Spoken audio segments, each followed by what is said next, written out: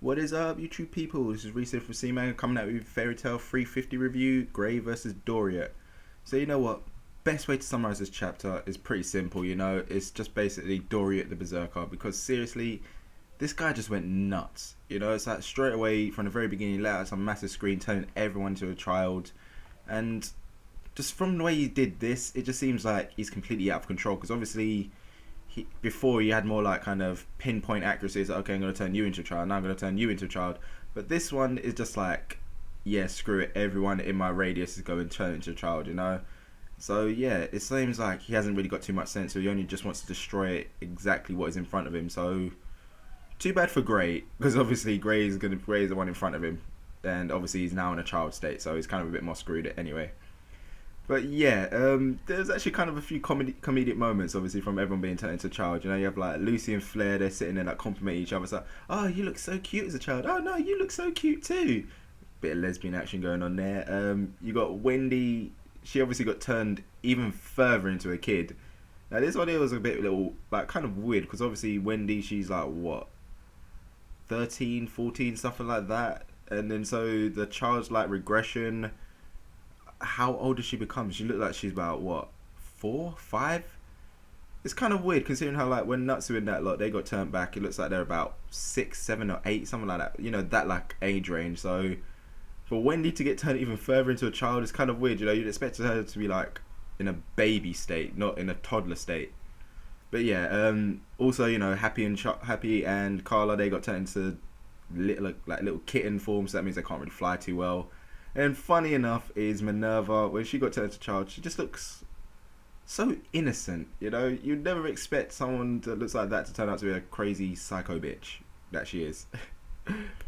But yeah, back to the fight now. Basically, Grey, obviously he's completely screwed. You know, he's a child again. His defense is weakened. His attack is weakened. His magic power is weakened. Everything about him is weaker. It's like before he was just about able to kind of like maybe put a small dent into Doriate, but now he's pretty much screwed considering how Doriate is bigger, stronger, and he hasn't lost any speed whatsoever. He seems maybe even a little bit faster. So yeah, Grey, he's kind of screwed, but lucky for Grey, obviously his mind hasn't diminished at all. You know, he obviously remembered how he was able to kind of like make a dent into Doriate in the first place. Obviously he was hiding under the ice, and he was basically using the ice environment itself to kind of like attack. So obviously he's kind of thinking like, if I use the environment, that means I'm using the environment's magic power itself, because obviously everything's frozen in that weird mystical ice. So yeah, he obviously uses that mystical ice to his advantage, just changing the shape and form and everything. And you know what? This part here, it kind of didn't sit right. It was a bit weird to me, you know, because like obviously Grey, he used the ice power and it's like, oh yeah, allow me to phase through. So I'm thinking, okay, he's gonna phase through the ice itself. But no, instead, it seemed like the magic itself phased through him, and then he was able to kind of like shock Doriate with a lightning bolt. It's like, what? It's like, I'm kind of expecting, obviously because it's ice, for it to kind of like completely freeze him, and then maybe he'll just shatter into pieces. But for the lightning bolt to come out of somewhere, I don't really know where that came from.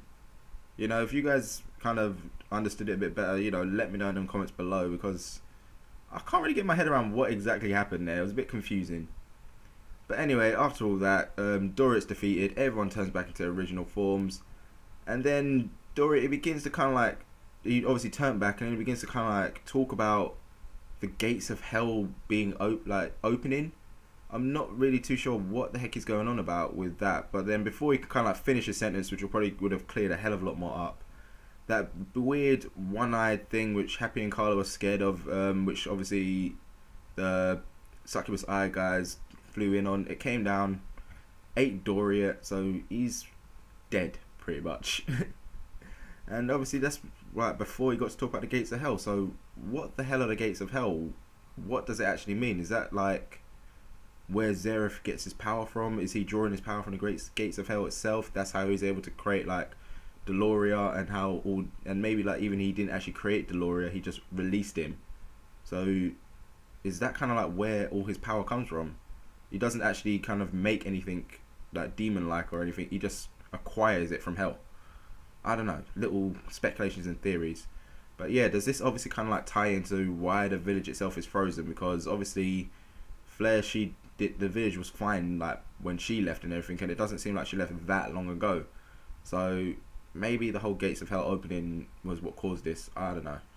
You know, I guess like we'll probably find out in due time. Maybe the next chapter, which is entitled "The Eternal Flame." So hopefully we'll see what's going on with the flame itself. You know, find out a little bit more about it. Hopefully my theories will come true. You know, the whole flame being from Igneel himself. That would be pretty cool.